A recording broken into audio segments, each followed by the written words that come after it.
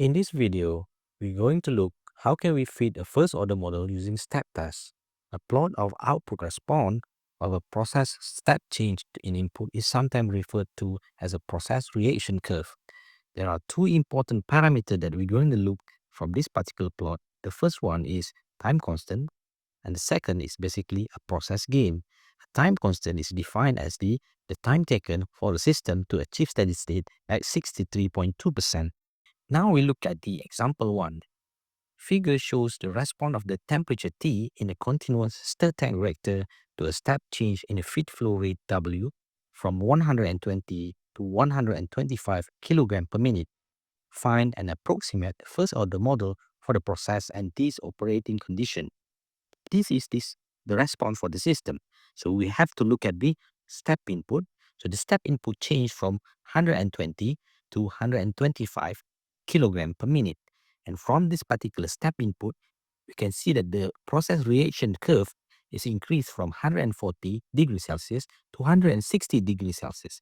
This is actually the temperature response of a stir tank reactor for a step change in the feed flow rate.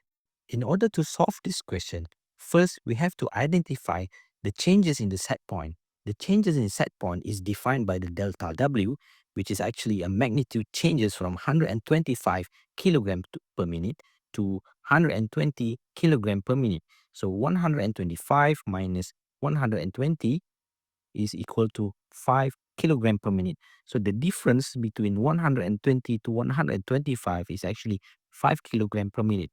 That is basically represent the change of the initial input to the final input. So this is basically the step change, what we call as a step change. And for the changes of delta T, we can see that it changed from 140 degrees Celsius to finally reach at 160 degrees Celsius. So the deviation of the temperature is given by 160 degrees Celsius minus 140 degrees Celsius. It is equal to 20 degrees Celsius. The steady state gain is given by K is equal to delta T divided by delta W. So it's actually 20 degrees Celsius divided by 5 kilogram per minute.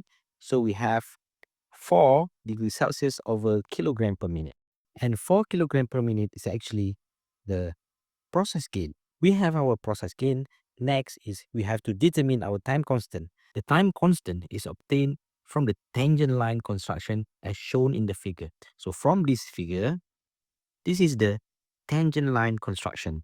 From this tangent line construction, the crossing of the tangent line and the steady state value, we can get the time constant. And the time constant for this particular crossing provide us tau is equal to 5 minutes. Note that this result is consistent with the 63.2% method because time initial, which is Ti, is equal to 140, this one, plus 0.632 times 20 is equal to 152.6. Consequently, the resulting process model is given by this particular transfer function, which is the temperature divided by weight. This is basically the output of input. The ratio between output and input is given by 4 over 5s plus 1, whereby 4 is basically our process gain, K, and 5 is actually our tau, where the steady state gain is 4 degrees Celsius per kilogram per minute. In order to account for higher order dynamic that are neglected in the first order model, a time delay term can be included. So time delay is another important parameter that have to be considered for the higher order dynamic.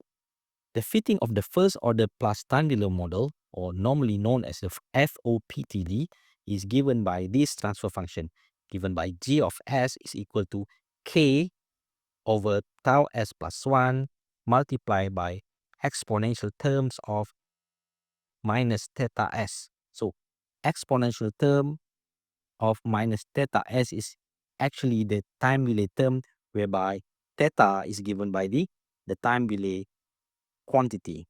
The process gain K is found by calculating the ratio of the steady state change in Y to the size of the input step change M.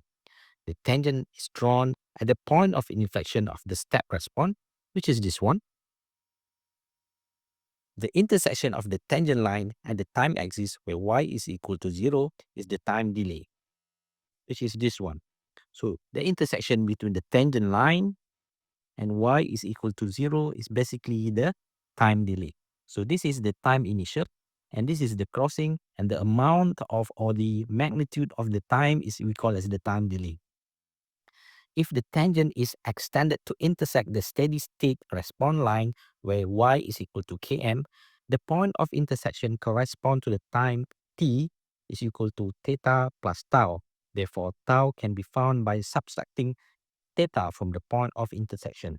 So the intersection between the tangent line and the steady state value, we can have another value, which is tau here, whereby tau is given by the time taken from the initial time to the final time for the to the closing time minus minus theta is basically tau. That's all for this video. Thank you very much.